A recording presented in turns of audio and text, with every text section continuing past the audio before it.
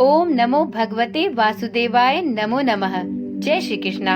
आप सभी को उत्पन्ना एकादशी की अत्यंत हार्दिक शुभकामनाएं। एक समय की बात है, 88,000 शौनक ऋषियों ने सूत जी से पूछा, हे ऋषि महोदय, उत्पन्ना एकादशी का क्या विधान है?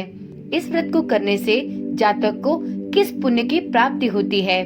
इस व्रत को कब और कैसे किया जाए? सूत जी कहने लगे, हे ऋषियों, इस व्रत का वृतांत और उत्पत्ति प्राचीन काल में भगवान कृष्ण ने अपने परम भक्त युधिष्ठिर से कही थी। वही मैं आप सबसे कहता हूँ।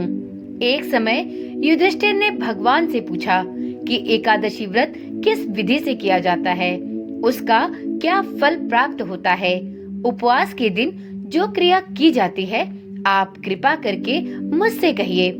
यह वचन सुनकर श्री कृष्ण जी कहने लगे, हे युधिष्ठिर, मैं आपसे एकादशी के व्रत का महात्म कहता हूँ। आप इसे ध्यान पूर्वक सुने। सर्वप्रथम हेमंत ऋतु में मार्गशीर्ष कृष्ण एकादशी से इस व्रत को प्रारंभ किया जाता है। दशमी को सायंकाल भोजन के बाद अच्छी प्रकार से दातून करें, जिससे अन्न का अंश मुंह में न रह जाए। रात्रि को भोजन कदापि न करें, न अधिक बोलें। एकादशी के दिन प्रातः 4 बजे उठकर सबसे पहले अपने व्रत का संकल्प करें। इसके बाद स्नान आदि से निवृत्त होकर श्री हरि विष्णु की उपासना करें। इस व्रत को धारण करने वाले मनुष्य को चाहिए कि वह किसी भी चोर, पाखंडी, परस्त्रीगामी, निंदक, मिथ्याभाषी तथा किसी भी प्रकार के पापी से बात न करे। स्नान के पश्चात धूप, दीप, नैवेद्य इत्यादि 16 वस्तुओं से भगवान श्री हरि का पूजन करें और रात्रि को दीपदान करें। रात्रि में सोना या प्रसंग नहीं करना चाहिए। संपूर्ण रात्रि भजन कीर्तन आदि करना चाहिए।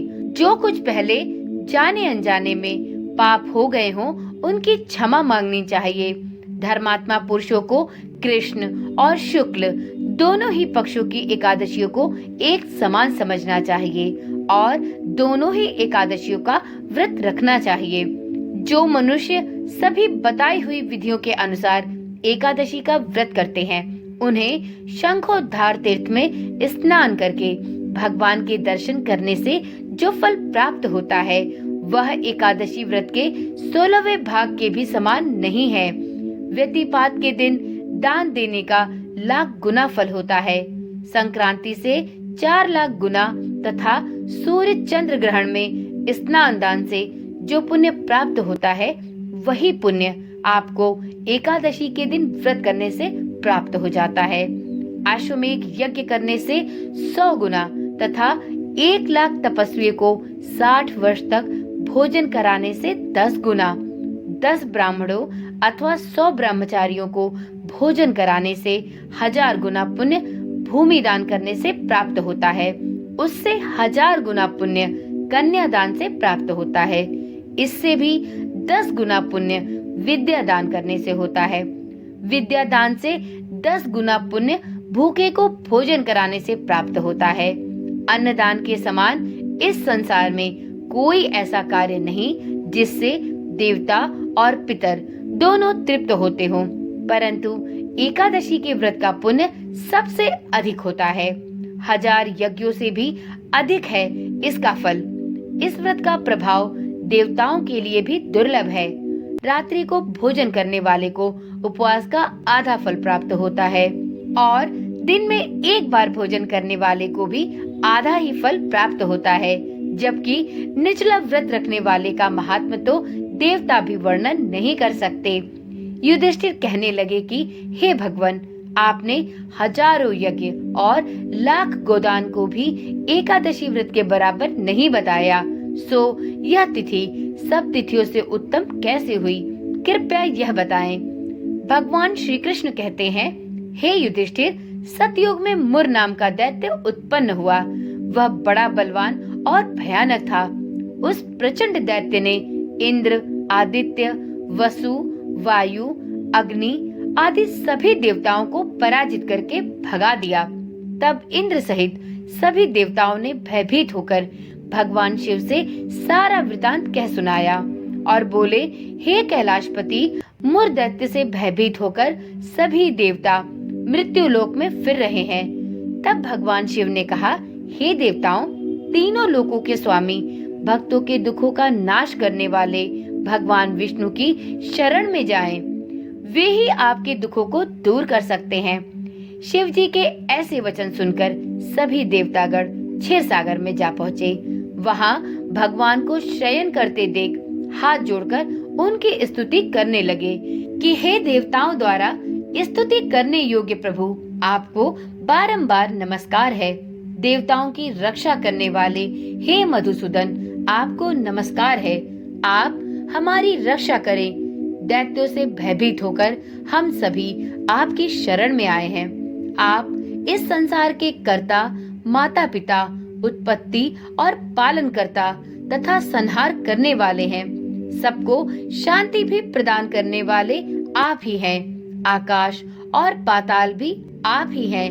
सबके पितामह ब्रह्मा, सूर्य, चंद्र, अग्नि, सामग्री, होम, आहुति, मंत्र, तंत्र, जप, यजमान, यज्ञ, कर्म, कर्ता और भोक्ता भी आप ही हैं।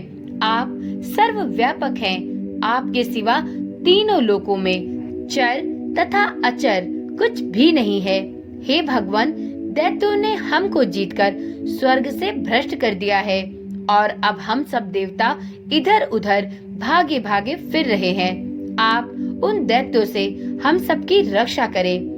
इंद्र के ऐसे वचन सुनकर भगवान विष्णु कहते हैं कि हे इंद्र, ऐसा मायावी दैत्य कौन है जिसने सब देवताओं को जीत लिया है? उसका नाम क्या है? उसमें कितना बल है और किसके आश्रय में है वह, तथा उसका स्थान कहाँ है? यह सब मुझसे कहो। भगवान के ऐसे वचन सुनकर इंद्र बोले, भगवान, प्राचीन समय में एक नाड़ी जंग नामक राक्षस था। उसके महापराक्रमी और लोक विख्यात मुर नामक एक पुत्र हुआ। उसकी चंद्रावती नाम की एक नगरी है। उसी ने सब देवताओं को स्वर्ग से निकालकर वहां अपना आधिपत्य जमा लिया है। उसने इंद्र, अग्नि, वरुण, यम, वायु, ईश, चंद्रमा, नैऋत आदि सबके स्थान पर अपना अधिकार कर लिया है। सूर्य बनकर स्वयं ही प्रकाश करता है, स्वयं ही मेघ बन बैठा है और सबसे अजेय है। हे असुर निकंदन, उस दुष्ट को मारकर देवताओं को अजेय बनाइए। यह वचन सुनकर भगवान विष्णु ने कहा, हे देवताओं, मैं शीघ्र ही उसका संहार करूंगा। तुम चंद्रावती नगर को जाओ। इस प्रकार कहकर भगवान सहित सभी देवताओं ने चंद्रावती नगरी को प्रस्थान किया। उस समय दैत्य मुर सेना सहित युद्ध भूमि में गरज रहा था। उसकी भयानक गर्जना सुनकर सभी देवता भय के मारे चारों दिशाओं में भागने लगे। जब स्वयं भगवान रणभूमि में आए तो दैत्य उन पर भी अस्त्र शस्त्र और आयुध लेकर दौड़ पड़े। भगवान ने उन्हें सर्प के समान अपने बाणों से बींध डाला। बहुत से दैत्य मारे गए, केवल मुर बचा रहा। वह अविचल भाव से भगवान के साथ युद्ध करता रहा। भगवान जो भी तीक्ष्ण बाण चलाते वह उसके लिए पुष्प सिद्ध होता। उसका शरीर छिन्न भिन्न हो गया, किंतु वह लगातार युद्ध करता रहा। दोनों के बीच मल्ल युद्ध भी हुआ। 10,000 वर्ष तक उनका युद्ध चलता रहा, किंतु मुर नहीं मरा। थककर भगवान बद्रिकाश्रम चले गए। वहाँ हेमवती नामक एक सुंदर गुफा थी। उसमें विश्राम करने के लिए भगवान उसके अंदर प्रवेश कर गए। यह गुफा 12 योजन लंबी थी और उसका एक ही द्वार था। विष्णु भगवान वहाँ योग निद्रा की गोद में सो गए। मुर भी पीछे पीछे आ गया और भगवान को सोया देखकर मारने को उद्धत हुआ। तभी भगवान के शरीर से उज्जवल कांतिमय रूप वाली एक देवी प्रकट हुई। देवी ने राक्षस मुर को ललकारा, उससे युद्ध किया और उसे तत्काल मौत के घाट उतार दिया। श्री हरि जब योग निद्रा की गोद से उठे तो सब बातों को जानकर उस देवी से कहा कि आपका जन्म एकादशी के दिन हुआ है, अतः आप उत्पन्ना एकादशी के नाम से पूजित होंगी। आपके भक्त वही होंगे जो मेरे भक्त होंगे। इस प्रकार से उत्पन्ना एकादशी व्रत की कथा संपूर्ण हुई। तो एक बार प्रेम से बोलिए एकादशी माता की जय हो, श्री हरि विष्णु की जय हो। श्री हरि विष्णु की कृपा सभी भक्तों पर सदा सर्वदा के लिए बनी रहे।